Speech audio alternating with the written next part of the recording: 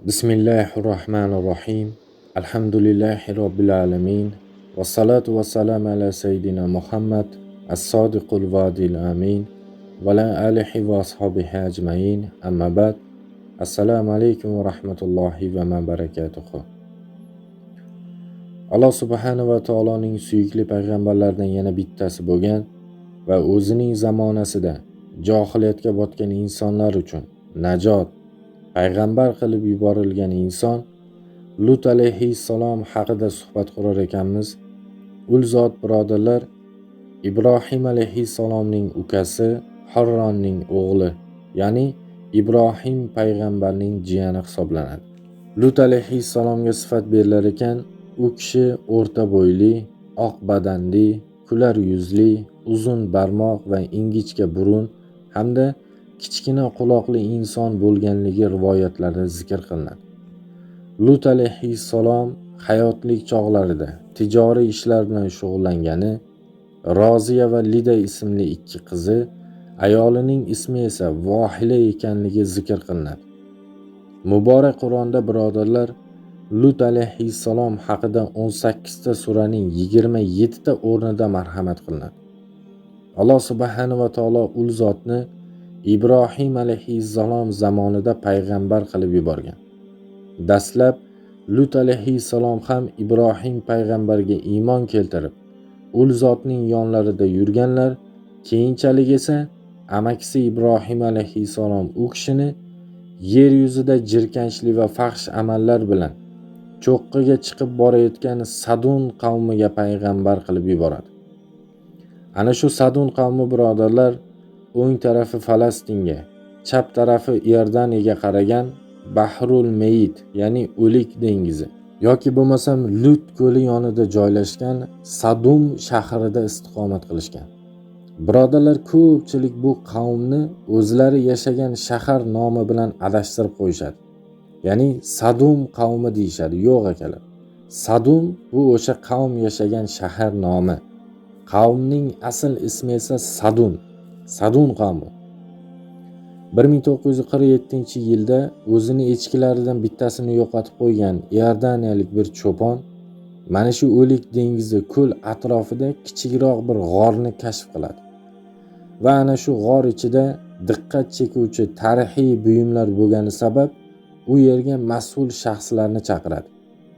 Kelgan kishilar esa bir qismi Ibroniy, yana bir qismi arabiy bo'lgan 40 mingdan ziyod qo'lyozmasini topishadi va 500 dona farqli kitoblarga aylantirishadi. Va bundan tashqari 1965-yilda amerikalik arxeologlar o'z qazilma ishlari asnosida Sadun qavmiga oid bo'lgan 20 mingdan oshiqroq inson qoldiqlarini topishadi shu yerda. Lut alayhissalom muhtaram birodarlar faqatgina bitta Sadum shahriga emas, aksincha yon atrofidagi umumiy qilib aytganda 5 ta shaharga payg'ambar qilib yuboriladi. Va mana shu shaharlarning har bittasida yashayotgan aholi soni esa 100 ming kishidan tashkil topgani, bularning ichida eng gunoh ishlar uchun mukkasidan ketib qolgan qavm Sadum shahri aholisi ekanligi rivoyat qilinadi. Birodarlar, o'sha vaqtlarda ana shu Sadum deb nomlangan shahar tijoriy karvonlar o'tadigan katta yo'l ustida joylashgan bo'ladi. Va bu yo'ldan o'tayotgan savdogarlar mana shu shahar oldidan o'tishar ekan, suv olish uchun bu yerda to'xtab o'tishar edi. Endi Sadun qavmining asosiy iqtisodiy tirikchiligi esa mana shunaqangi savdo sotiq bilan shug'ullanadigan karvonlarning yo'lini to'sib, ularni talon-taroj qilish, zo'ravonlik bilan mollarini tortib olib, haromxo'rlik bilan kun ko'rish bo'ladi. Bundan tashqari, bularning eng ayanchli va jirkanchli ishlaridan bittasi qavmning ichida birodarlar bachchavozlik va tajovuz avjiga chiqqan bo'ladi. Insonga berilgan hayo, ibo, uyalish degan narsalar bu qavmning ichida umuman yo'q bo'lib ketgan bo'ladi. Hattoki muhtaram birodarlar, Sadun qavmi shunday bir darajaga kelgan ediki, mana shu jirkanchli iflos ishlarini ko'chalarda bemalol ovoz chiqarib qilishar edi. Ya'ni shunaqangi bir razil insoniy emas, aksincha hayvonlarga o'xshagan hayot kechirishga o'tib ketishgan edi. Chunki hayvon u. Ko'chada bir-biri bilan qo'shilib ketaveradi ular. Ularda aql, ibo, hayo degan narsalar bo'lmasa ham, endi qarangda, hayvon bo'lib turib ham bir-birini jinsini ajrata oladi ular. Bittasi erkak bo'lsa, ikkinchisi ayol ekanligini biladi. Shuni farqiga hayvon bo'lsa ham boradi ular. Lekin Sadun qavmi birodarlar bu jirkanchlik ishlarini ayolsizlikdan emas, aksincha hayvonlardan ham battarroq bo'lgan ahvolga tushganliklari uchun bajarishadi. Hattoki mana shu sassiq, isqirt bo'lgan ishlarini yanada kengaytirish maqsadida har xil sayil va o'yinlar, tajovuzlar o'tkazishar edi. Biron bir erkak kishi bu shaharga mehmon bo'lib kelib qoladigan bo'lsa agar, o'zlaricha musobaqa o'ynab, haligi erkaklarga qarata kichik toshlar otishar edi. Kimni toshi qaysi erkakka borib tegsa, o'sha meniki deb turib o'zlarini jirkanchlik ishlarini tajovuz orqali amalga oshirishar edi. Alloh subhanahu va taolo birodarlar bu jirkanchlik qavmni muborak Qur'onda qanaqangi yomon sifatlar keltirilgan bo'lsa, ana o'sha sifatlarni barchasi bilan nomlab qo'ygan. Boshqa bironta bir qavmni Alloh taolo bunaqangi sifatlar bilan nomlab qo'ymagan. Nega? Chunki bu Sadun qavmi uchun shu jirkanchlik, bachchavozlik ishlari ortiq normal hayot tarziga aylangan edi. Ya'ni erkakning erkakka uylanishi, shahar tashqarisidan kelgan erkaklarga tajovuzlar, bu iflos ishlari ular uchun oddiy holga aylanib ketgan edi. Lut alayhissalom birodarlar 29 yil shu qavm bilan birgalikda hayot kechiradi. Va mana shu 29 yil hayoti davomida o'zini ikkita qizidan boshqa hech kim bu insonga iymon keltirmaydi. Hattoki o'zini jufti haloli bo'lgan Vohila ham Sadun qavmi uchun sotilgan xoin bo'ladi. Endi birodarlar, payg'ambarlarning ayollari xoin bo'lgan bo'lishi mumkin, lekin zinokor bo'lmagan. Alloh subhanahu va taolo bunaqangi ishlardan ularni saqlab qo'ygan. Misol uchun mana Ibrohim alayhissalomning bitta o'g'li otasiga osiy bo'ladi. "Ey o'g'ilcham, kemaga chiqing" deganida ana shu o'g'il rad qiladi va to'fon ostida qoladi. Shunda farzandi uchun achingan Ibrohim alayhissalom Alloh taologa iltijo qilganida Alloh subhanahu va taolo "Ey Ibrohim, u solih amal emas edi. Bilmagan narsangizni mendan so'ramang" dedi. Mana shu iborada ko'pchilik aytishadiki, nima? O'sha farzand Ibrohim alayhissalomdan emasmidi? Nega Alloh solih amal emas edi? Xabaringiz bo'lmagan narsani mendan so'ramang dedi deya. Yo'q birodarlar. Payg'ambarlarda ayolini Alloh taolo bunaqangi ishlardan saqlab qo'ygan. Ular zinokor bo'lmagan. Lut alayhissalomning ham xotini xoin bo'lgan bo'lishi mumkin, lekin fahsh ishlarni bajarmagan.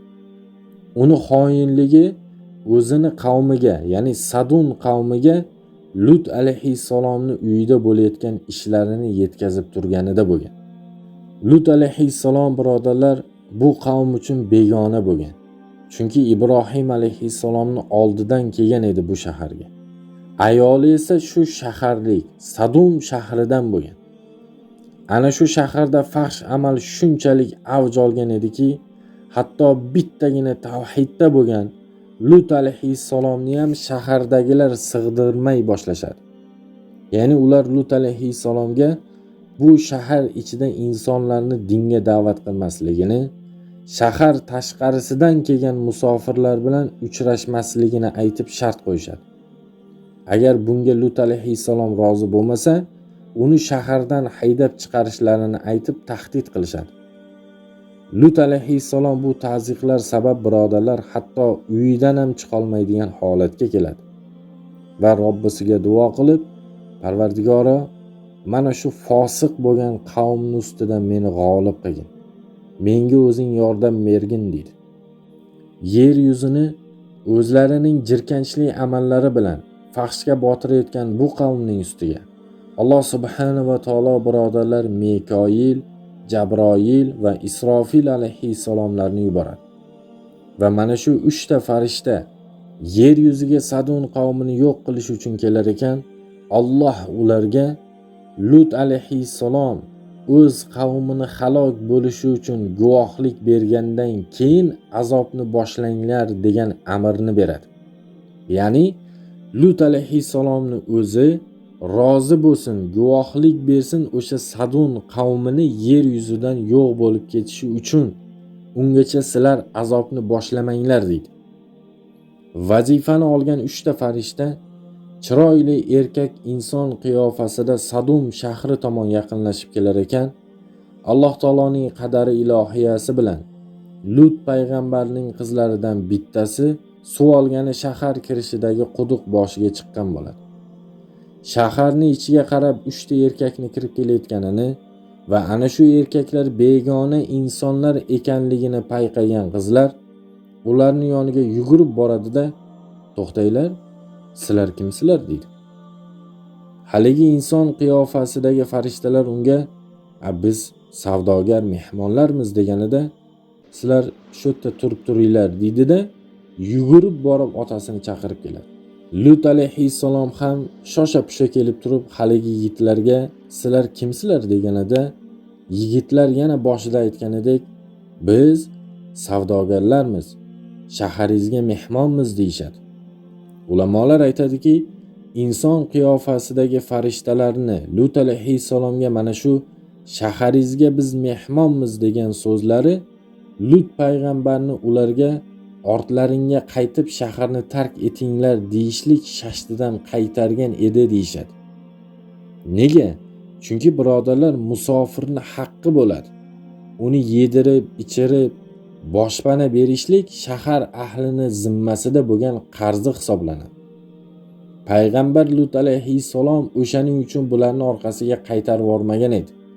Lekin Lut alayhissalom haligi 3 kishini uyiga taklif qilar ekan, ular yo'lda ketayotib Lut alayhissalom bularga birodarlar, bu yerni aholisi bir yomon xalqda" deydi-da, orqasiga bir qarab qo'yadi.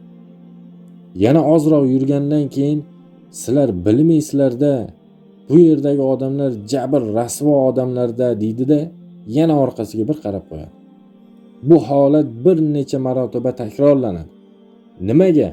Chunki boyagi insonlarni o'zi shaharda qolib mehmon bo'lishlik fikridan qaytsin degan maqsadda qiladi bularni. Farishtalar esa Lut alayhissalomni o'zini qavmini qanaqa ekanligiga berayotgan guvohligini bittama-bitta sanab ketishadi. Lut alayhissalom mehmonlarni uyiga olib borgandan keyin bundan boyagi Sadun qavmini xabari bo'lmasin deya ularni yashirib qo'yishni ham o'ylaydi. Va lekin ming afsuski payg'ambar xotini Vohila ba'zi rivoyatlarga ko'ra tutun bilan, boshqa bir rivoyatda esa Vohilani o'zi borib qavmdagilarga Lutning uyida sizlar hali hayotlaring mobaynida ko'rmagan 3 ta chiroyli yigitlar o'tiribdi deya xabar beradi. Buni eshitgan razil qavm, tasavvur qiling, xuddi kunlab, oylab cho'lda suvsiz qolgan u oxir oqibat sal nariroqda suvni ko'rib qolgan insonday quvonib, sevinib, o'zlaricha baqir-chaqir qilib, qichqirib Lut alayhissalomning uyiga qarata yugurib kelishadi. Ular Lut alayhissalomning uyiga yugurib kelishgach, Lut payg'ambar bugun juda og'ir kundir deydi. Avvallar o'sha jirkanchli ishlarga o'rganib qolgan bu qavm Lut alayhissalomning oldiga yugurib kelishgach, eshikni ochib kirishga harakat qilishadi. Lut alayhissalom esa ularga: "Ey qavmim, bular meni qizlarim, ular bilan nikoh qurganingiz ma'qulroqdir. Allohdan qo'rqinglar, mehmonlarim oldida meni sharmanda qilmanglar. Oralaringda bironta bir aqlli odam yo'qmi?" deydi. Oyatdagi qizlarim so'zidan murod birodarlar, Nabiy sollallohu alayhi va sallam aytadi, har bitta payg'ambar o'zini qavmi uchun ota hisoblanadi va ummat unga farzand o'rnida bo'ladi. Lut alayhissalom qizlarim deganda mana qavmning ichida ham ayollar bor-ku, bu ishni qilmoqchi bo'lsalaring agar ayollar bilan turmush quringlar degan edi. O'sha kuni Lut alayhissalom bu razil qavmga qarshilik qilish uchun qo'lidan kelgan barcha ishni qiladi va oxir oqibat kuchi yetmagandan keyin aytadiki, agar kuchim, quvvatim bo'lganida sizlarga ko'rsatib qo'ygan bo'lar edim. Odamlar orasida hozir orqamdan chiqib men tarafda turib beradigan kimsa yo'q. Men endi faqatgina Allohga suyanaman deydi. Ana shu Sadun qavmi eshikni buzib ichkariga kirishlariga ozgina qolganida Lut alayhissalom ularni to'xtatib turib, shoshmanglar, to'xtab turinglar deydi-da, ichkariga haligi 3 ta inson qiyofasidagi farishtalar oldiga kiradi. Ichkariga kirib turib qarasa, boyagi 3 yigit bemalol o'tirishar edi. Ular na bir xavotirga ham tushmas edi, na bir vaziyatni bilishga ham harakat qilishmas edi. Shunda Lut alayhissalom ularga, men hech narsani tushunmay qoldim. Nega sizlar bunchalik bemalolsizlar? Sizlarni men tanimayapman. Kimsizlar o'zi deydi. Boyagi 3 ta inson qiyofasidagi farishtalarning bergan javobi esa, ey Lut, qavmni siz dahshatli azob bilan ogohlantirganmidingiz? Ha, ogohlantirgandim. Ular sizga ishonmay, sizni yolg'onchiga chiqarishganmidi? Ha, shunday qilishgandi. Biz o'sha sizni yolg'onchiga chiqarishgan narsani ko'tarib keldik. Albatta biz haqni gapiryapmiz. Biz Allohning maloikalari, farishtalarmiz deydi. Va ey Lut, subuh vaqtida bu qavm uchun balo keladi. Siz va sizga iymon keltirgan 2 qizingizni olib shaharni tark eting. Faqat ayolingiz shu yerda qoladi. Chunki u kofirlardandir deydi. Va o'sha vaqtda farishtalardan bittasi qanoti bilan eshikka bitta urib, tashqarida turgan sarkash qavmni ko'zlarini ko'r qilib qo'yadi. Ko'zlari ko'r bo'lib qolgan qavm, ey Lut, sen bizni sehrlab qo'ydingmi? Hali to'xtab tur, tong yaqin. Tong otsin, sen bilan gaplashamiz deyshadi-da, devorlarni paypaslab, ushlab zo'rg'a uylariga yetib olishadi. Lut payg'ambar o'ziga iymon keltirgan 2 ta qizini olib shahardan uzoqlashar ekan, o'sha va'da qilingan vaqt kiradi. Subuh ko'rinadi, birodarlar. Jabroil alayhissalom o'zini qanotlaridan birini uchini qishloqning tagiga tiqadi-da, butun boshli shaharni osmonga ko'taradi. Osmondagi maloikalarga bu qavm shunchalik yaqin bo'lganidan o'sha kuni tongda shahardagi itlarni hurganini, xo'rozlarni qichqirganini osmon farishtalari eshitishar, maloikalarni Allohga tasbih aytayotganini esa Sadun qavmi eshitgan edi deya rivoyat qilinadi. Jabroil alayhissalom Sadun qavmini qanotini uchi bilan osmonga ko'tarib turar ekan, o'sha shaharda yashaydigan odamlarni har bittasini ismi yozilgan tosh bu qavmni ustiga yog'ila boshlaydi. Ba'zi rivoyatlarda o'sha kechada Sadun qavmidan bo'lgan ba'zi fosiqlari shaharda emas edi. Juda ozchiligi tijorat uchun shahar tashqarisiga chiqishgan edi. Lekin shunday bo'lishiga qaramay, ularda ismi yozilgan tosh egalari qayerda bo'lishidan qat'iy nazar o'sha yerda ularni urdi deya zikr qilinadi. Alloh subhanahu va taolo bu razil qavmni ustiga tosh yog'dirib bo'lgach, orqasidan Jabroil alayhissalom qattiq bir ovoz bilan qichqiradi.